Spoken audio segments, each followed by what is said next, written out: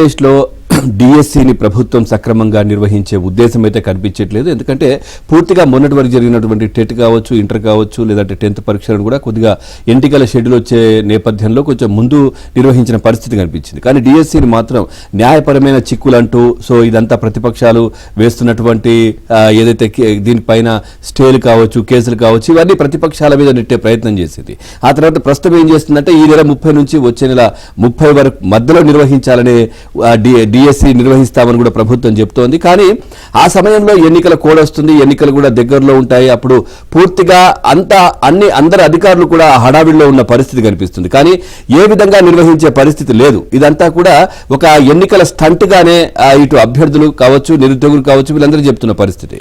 Right చూద్దాం. డిఎస్సిని సక్రమంగా నిర్వహించే ఉద్దేశం ప్రభుత్వానికి ఉన్నట్లు కనిపించడం లేదు. దీనికి సంబంధించి ముందుగానే అనేక మెలికలు పెట్టడమే ఇందుకు కారణం. ఇక ఆ మెలికలపై ఏర్పడిన న్యాయపరమైన చిక్కుల నుంచి తప్పించుకునే ప్రయత్నం చేస్తోంది. డిఎస్సిని పూర్తి చేస్తే అది ప్రభుత్వ క్రెడిట్, ఒకవేళ పూర్తి చేయలేకపోతే అది ప్రతిపక్షాల కుట్ర అని ప్రచారం చేసుకోవడానికి అధికార పార్టీ సిద్ధమైంది. తాజాగా డిఎస్సి షెడ్యూల్ మార్పు చూస్తే నిజంగా టీచర్ పోస్టుల భర్తీలో ప్రభుత్వానికి ఉన్న ప్రేమ ఎంతో ఇట్టే అర్థమవుతుంది. సరిగ్గా పోలింగ్ జరిగే సమయంలో పార్టీలు ప్రచారంతో ఉదరగొట్టే సందర్భంలో ఈ నెల 30 నుంచి ఏప్రిల్ 30 మధ్య డిఎస్సి పరీక్షలు నిర్వహిస్తామని పాఠశాల విద్యాశాఖ ప్రకటించింది. విచిత్రం ఏంటంటే ఎన్నికల కోసం ఇంటర్ 10th పరీక్షలను కొంత ముందుగానే నిర్వహిస్తున్న ప్రభుత్వం అదే డిఎస్సిని మాత్రం సరిగ్గా ఎన్నికల సమయంలో నిర్వహిస్తోంది. దీంతో ఈ డిఎస్సి జరిగినట్టేనంటూ నిరుద్యోగులు ఆందోళన వ్యక్తం చేస్తున్నారు.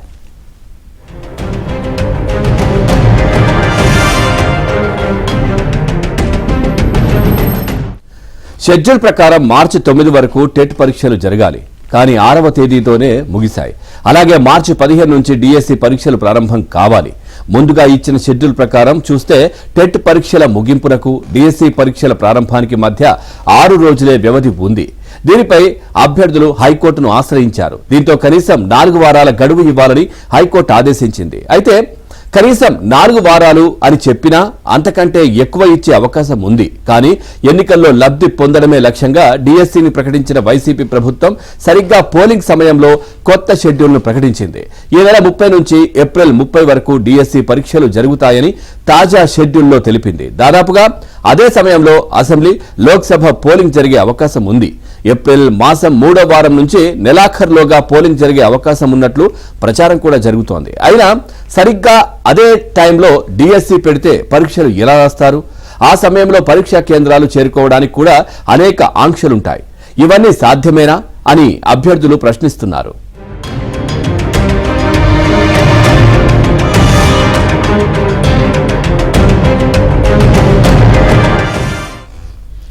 ప్రభుత్వం అంతా సక్రమంగానే చేసిందని అభ్యర్థులు హైకోర్టుకు వెళ్లడం వల్లే షెడ్యూల్ మార్చాల్సి వచ్చిందని భావిద్దామనుకున్నా అందులో చిత్తశుద్ధి కనిపించడం లేదు. ఎందుకంటే నోటిఫికేషన్లోనే పాఠశాల విద్యాశాఖ అనేక మెలికలు పెట్టింది. ఎస్జిటి పోస్టులకు బిఈడి అభ్యర్థులను అర్హులుగా ప్రకటించి వివాదం కావడానికి పాఠశాల విద్యాశాఖ పునాది వేసింది.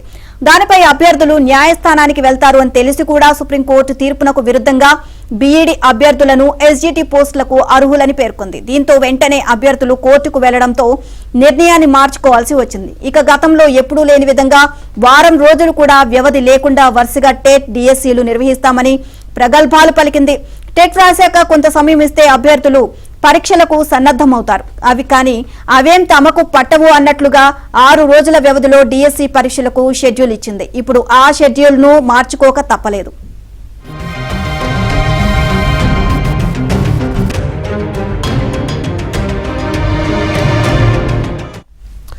జగన్ ప్రభుత్వం టీచర్ పోస్టుల భర్తీ విషయంలో తొలి నుంచి ఆసక్తి చూపలేదు.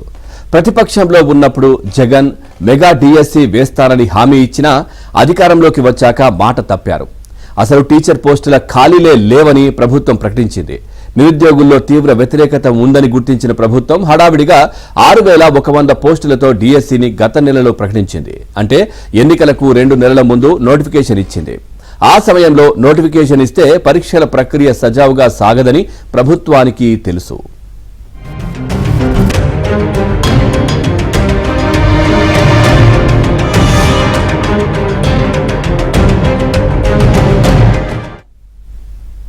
ఇక లక్షల కోట్ల అప్పులు చేసి రాష్ట్రాన్ని దివాలా తీయిస్తున్న దుస్థితి చూస్తున్నాం. మద్యం ఆదాయాన్ని తనఖా పెట్టిన దౌర్భాగ్యాన్ని చూస్తున్నాం. ఈ సచివాలయాన్ని తాకట్టు పెట్టి రుణాలు తీసుకోవడాన్ని చూశాం. కానీ నిరుద్యోగులు కట్టిన ఫీజులను ఓ ప్రభుత్వం దాచిపెట్టుకోవడం ఎక్కడైనా చూసారా? దేశంలో మరే ఇతర రాష్ట్ర ప్రభుత్వమైనా ఇలా చేసి ఉండదు. ఆంధ్రప్రదేశ్ లో కూడా గతంలో ఏ ప్రభుత్వము ఇంతలా కక్కుర్తి పడలేదు. కానీ జగన్ ప్రభుత్వం మాత్రం నిరుద్యోగులు కట్టిన పరీక్షా ఫీజులను దాచిపెట్టుకుంది. అసలే డబ్బులు లేక కటకటలాడుతున్నాం అనుకుందో ఏమో గానీ టెట్ కోసం అభ్యర్థులు కట్టిన ఫీజులు వెనక్కిస్తాము అన్న ప్రభుత్వం ఆ మాట మర్చిపోయింది. కాదు మర్చిపోయినట్లు నటిస్తోంది. తర్వాత ఇద్దాంలే అన్నట్లు నిర్లక్ష్యంగా వ్యవహరిస్తోంది.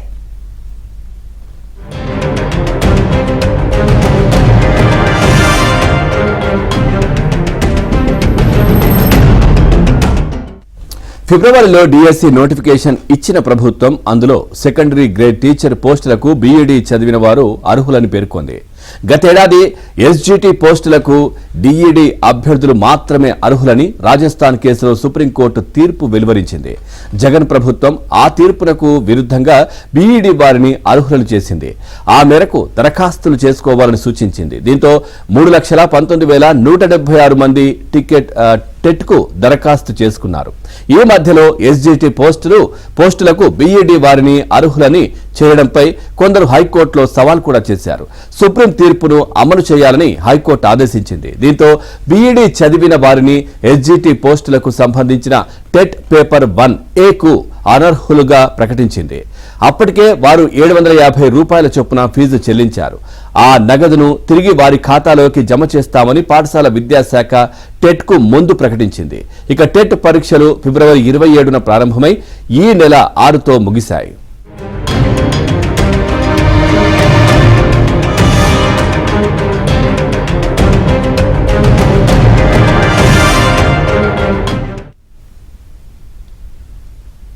టెట్ ప్రారంభానికి ముందే ఫీజులు వెనక్కి ఇస్తాము అన్న పాఠశాల విద్యాశాఖ పరీక్షలు అయిపోయినా ఇంతవరకు వాటిని తిరిగి జమ చేయలేదు. 5,617 మంది అభ్యర్థులు 750 రూపాయల చొప్పున 3,87,00,000 రూపాయలు ప్రభుత్వానికి చెల్లించారు. వారి డబ్బులు వారికి ఇవ్వడానికి పాఠశాల విద్యాశాఖ మీనామేషాలు లెక్కిస్తుంది. అయితే డబ్బులను ప్రభుత్వం వాడుకుంది అనే ప్రచారం జరుగుతోంది. అందుకే అభ్యర్థులకు వెనక్కి ఇవ్వలేదు అన్న అనుమానాలు వ్యక్తమవుతున్నాయి. ఆర్థిక ఇబ్బందులతో సతమతమయ్యే నిరుద్యోగుల జేబులకు చిల్లు పెట్టేలా పాఠశాల విద్యాశాఖ వ్యవహరించిందనే విమర్శలు కూడా చాలా వినిపిస్తా ఉన్నాయి. ఇదే విషయానికి సంబంధించి మరింత సమాచారాన్ని మా కరెస్పాండెంట్ ప్రసాద్ అందిస్తారు. ప్రసాద్, పూర్తిగా గతంలో చూసాం మద్యం బాండ్లు కావచ్చు, వేలం కావచ్చు, లేదంటే అప్పులు, ఈ విధంగా ప్రభుత్వం నెట్టుకొస్తున్న పరిస్థితి. ఇప్పుడు నిరుద్యోగులు విద్యార్థులు టెట్ కోసం కట్టినటువంటి ఫీజులను కూడా వెనక్కి ఇవ్వకుండా దాదాపుగా 3,87,00,000 ప్రభుత్వం వారి దగ్గర పెట్టుకున్నటువంటి పరిస్థితి కనిపిస్తా ఉంది. పూర్తి సమాచారం ఏంటి దీనికి సంబంధించి? పవన్, జగన్మోహన్ రెడ్డి అధికారంలోకి వచ్చినప్పటి నుంచి కూడా అనాలోచిత నిర్ణయాలతో అనేక మంది జీవితాలను నాశనం చేశారు. ప్రధానంగా ఎన్నికల సమయంలో ఆయన ఇచ్చిన హామీలు అమలు చేస్తారని భావించి నిరుద్యోగులు, ఉద్యోగులు అంతేకాకుండా తమ నిబంధనలకు విరుద్ధంగా కూడా ఆయన గెలిపించేందుకు తాపత్రయపడిన పరిస్థితి మనం చూసాము. అయితే గెలిచిన ఏడాది తర్వాత జగన్మోహన్ రెడ్డి లోపల మనిషి కానీ అందరికీ అర్థం కాని పరిస్థితి. ఈ నేపథ్యంలో తమ ప్రధానంగా ఉపాధ్యాయుని టార్గెట్ చేసిన అతను అనేక ఇబ్బందులు పెడుతూ జీతాలు కూడా సక్రమంగా చెల్లించిన పరిస్థితి.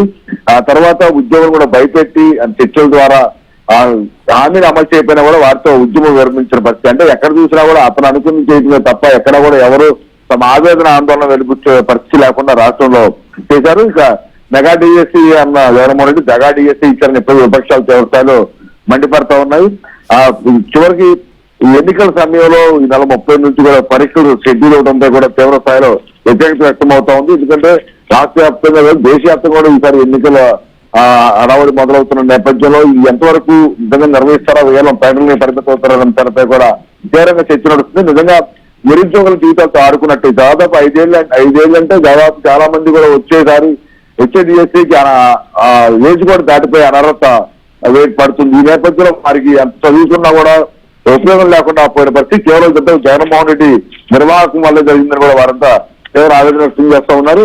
ఇక టెట్ పరీక్షకు సంబంధించి కూడా మనం చూస్తాను. వారికి ఫీజులు చెల్లించిన సమయంలో వెంటనే డబ్బులు వెనక్కిస్తామని కూడా చెప్పిన పరిస్థితి.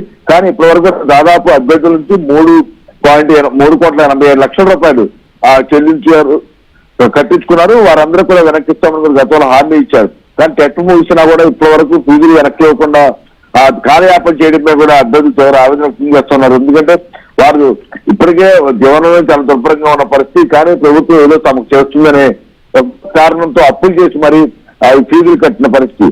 కానీ ఇప్పుడు అవి కూడా అంటే ఈ విధంగా చూస్తే ప్రతి అంశంలోనూ జగన్మోహన్ రెడ్డి మాట ఇవ్వటం మడమ తప్పడం కామన్ గా మారిపోయింది. హామీలే కాదు, చివరికి నిరుద్యోగుల జీవితాలతో కూడా నేను చెలగాట మాడుతూ ఉన్నారు. దీనికి సంబంధించి విద్యార్థి సంఘాలు ప్రతిపక్షాలు అనే రూపాయలు ఆందోళన చేస్తున్నా వారిపై కేసులు పెట్టారు. ఎక్కడా కూడా తాము పాలనలో మార్పు మాత్రం కనిపించలేదు. ఇప్పటికైనా కూడా జగన్మోహన్ తన తీరు మార్చుకొని విద్యార్థుల జీవితాలతో ఆడుకున్న అతను తప్పకుండా బుద్ధిజీవులతో కూడా హెచ్చరిస్తున్న పరిస్థితి రాష్ట్రంలో కనిపిస్తుంది. Pawan, thank you Prasad, thanks for the updates.